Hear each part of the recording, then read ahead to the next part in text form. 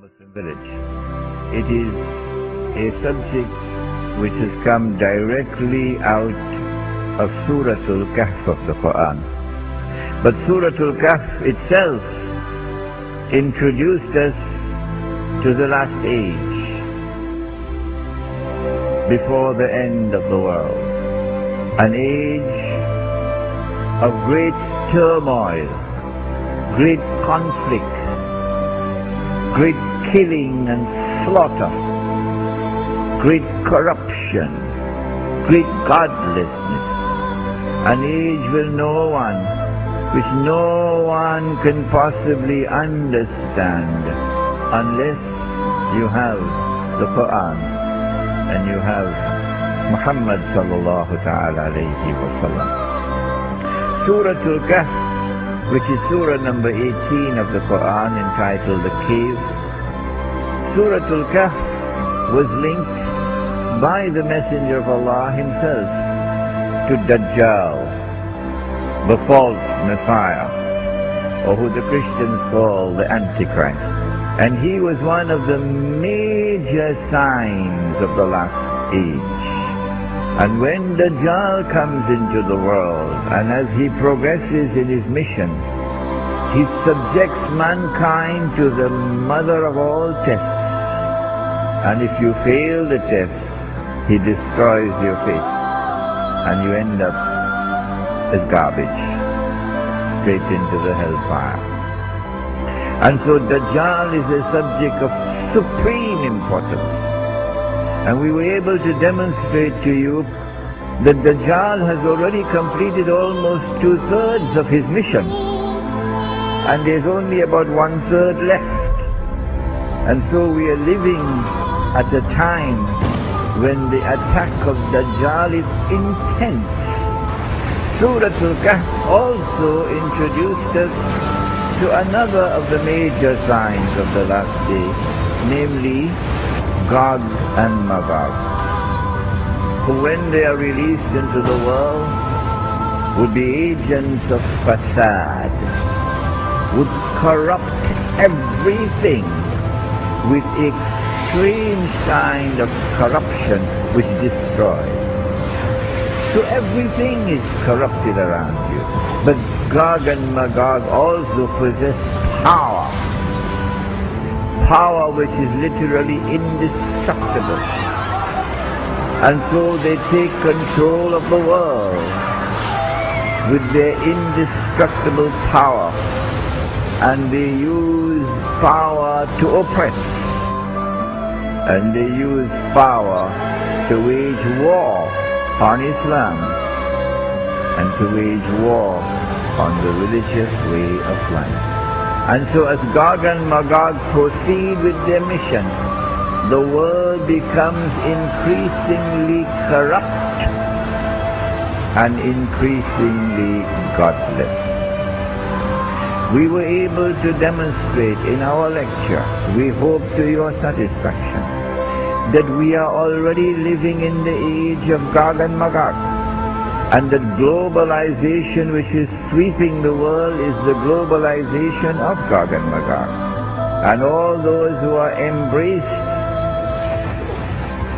with that global embrace, all those who are embraced in that deadly global embrace will progressively depart from the Sunnah of Nabi Muhammad alayhi salatu wasalam and will lose their faith. The Messenger of Allah sallallahu ta'ala alayhi wasallam gave us a number of other major signs by which we could recognize the last age. He spoke, for example, about the return of Nabi Isa alayhi salam, the return of Jesus, the Messenger of Allah. And this was also one of our subjects of our lectures. He spoke about smoke, dukhan. He spoke about a beast of the earth, Dabbatul Ard. And our interpretation was that Ard over here, or earth, refers to Ard al-Muqaddasa, or the Holy Land. And so our interpretation We can be right, we can be wrong. Our interpretation is that the beast of the earth is that state of Israel, which tomorrow will become, we are anticipating, the ruling state in the world to succeed the United States of America. He spoke sallallahu ta'ala alayhi wa sallam about the sun rising from the west. He spoke about three movements of the earth, three landslides, the earth opening and swallowing what it swallows. One in the east, one in the west, and one in Arabia. That one in Arabia is linked with Imam al-Mahdi, and that will be a topic of a lecture to come inshallah. And then he spoke about a fire coming out of Yemen, which will drive people to their place of assembly, Arafat. These are known as the 10 major signs. But today we want to speak for a little while about the minor signs, so that we may be awakened to the fact that we are living in the last age. The Prophet ﷺ told us that among the signs of the last day would be the universal prevalence of alcohol, people drinking alcohol. Have you ever traveled by air? The last thing that the airport does for you is to invite you to buy alcohol, correct? And when you arrive over there, the first thing that greets you, alcohol. An age of alcoholism has now descended upon mankind. When I was living in the United States, I found that 1 in every 6 homes, 1 in every 6 is now afflicted with alcoholism. You sitting in this audience will know a member of your family or a friend of yours who was afflicted with the disease of alcoholism or drug addiction, and it is constantly increasing. This, said the Prophet ﷺ, is a sign of the last day. He said that women would be dressed, yes, and yet they'd be naked. I don't have to explain that, because you're seeing it every day. He said there would be a universal prevalence of zina, children being born outside of marriage, bastard children. It's happening every day. Marriage as an institution is becoming unfashionable. Yeah. Who bothers about marriage anymore? A sign of the last day.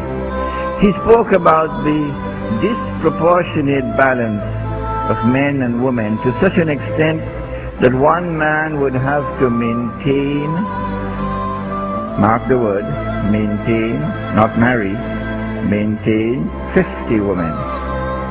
And so men are going to be very scarce. That is it tomorrow, which is around the corner. The medical doctors might be able to assist us in identifying the cause. Maybe something to do with sperm production. That male babies are no longer born. Rarely is a male baby born. Female babies are born all the time. He spoke sallallahu ta'ala alayhi wa sallam about the prevalence of homosexuality and its corollary, lesbianism. Around the world today, homosexuality is spreading like wildfire. One of the biggest marches in Manhattan, which attract 500,000 people, is the Gay and Lesbian Rights Day Parade. Any politician who wants to succeed in politics must be there, marching in the Gay and Lesbian Rights Day Parade. And those who oppose homosexuality and lesbianism, they are now demonized as a people suffering from a disease called homophobia.